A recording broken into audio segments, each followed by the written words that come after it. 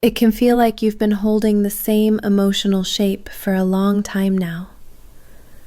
Not tense exactly, just held. Like something in you has been staying ready for the next message, the next shift, the next moment where things feel close again. You might notice how familiar this feeling has become, how it lives quietly in the background of your days. Not dramatic, just there. And it makes sense that you're tired. Carrying this kind of readiness asks something from you, even when nothing is happening. There can be warmth alongside the exhaustion, a real pull toward them, even after everything, even while knowing how uneven it's been. Part of you still softens when you think of them. Another part feels heavy at the same time. You may feel drawn in and worn down in the same breath, wanting connection and also wanting rest, feeling something genuine and also feeling spent by how unpredictable it's been. Both can exist without canceling each other out. Sometimes there's a quiet counting that happens inside. How long it's been since you felt close. How good it feels when they show up. How quickly that fades when they pull away again. You might notice yourself remembering the good moments more clearly than the gaps. Or maybe the gaps are what echo the loudest. Either way, there's often a sense of staying alert, as if consistency might appear if you stay attentive enough. That kind of waiting can feel subtle, but it reaches deep. There can be questions that don't come in sharp sentences, but in soft repetition.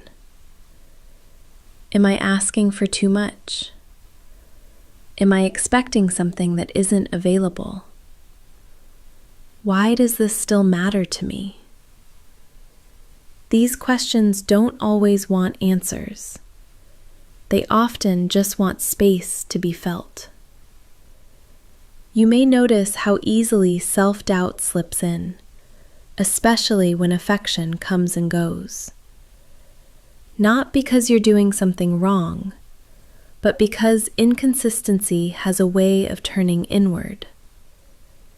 You might find yourself adjusting without realizing it, holding back a little, leaning forward a little, matching their pace, then feeling the quiet ache of how much effort that takes.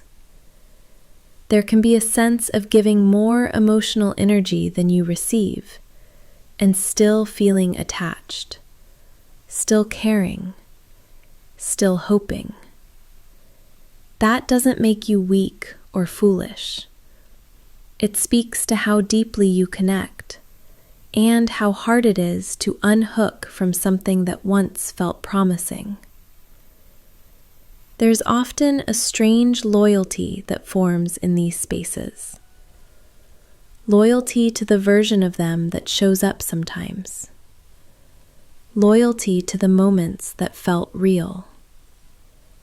Letting go of that can feel like letting go of yourself, or of a story you've been living inside for a while. So you stay, or part of you stays, even while another part feels worn thin. That inner split can be exhausting to hold, especially when there's no clear ending. It can feel relieving to notice that you don't have to resolve this feeling right now. You don't have to make sense of why attachment remains when consistency doesn't. You don't have to be finished with it or clear about it. This space you're in doesn't require a decision to be valid.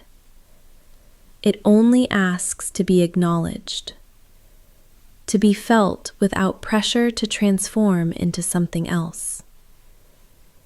You might allow yourself to rest inside the truth that this is hard, that being drawn to someone who can't meet you steadily takes a quiet toll. There's no rush to change the feeling, no demand to reframe it, just the recognition that your tiredness is honest, and that your attachment came from something real, even if it's been uneven. For now, it's enough to sit with yourself exactly where you are. Still attached, still tired, still human. You can stay here as long as you need, letting the moment breathe, without asking it to resolve.